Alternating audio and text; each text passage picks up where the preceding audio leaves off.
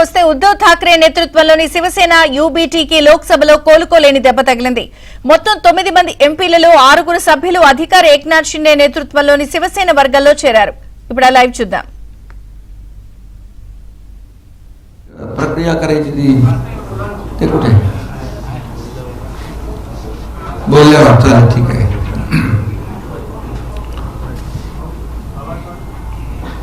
चार वर्षापूर्वी 22 जून 2022 मला वाटतं शिवसेने आम्ही उठाव केला होता. तेव्हा 40 आमदार सोबत सुरुवातीला होते आणि पुन्हा चौकार नाही षटकार आता मारलेला आहे. म्हणजे काय म्हणतो त्याला, सिक्सर.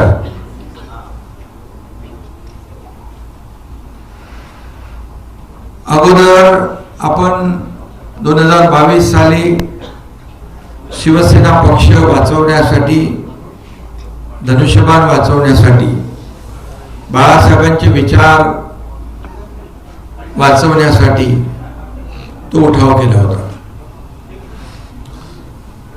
आणि आता हा दुसरा टप्पा सुरू झालेला आहे. हा दुसरा टप्पा आहे. आपला लढा हा बाळासाहेबांच्या विचाराचा आहे, हिंदुत्वाच्या विचाराचा आहे आणि हे विचार जपण्याचा आहे. आणि म्हणून जिथं शिवसेनेचे विचार तिथं शिवसैनिक.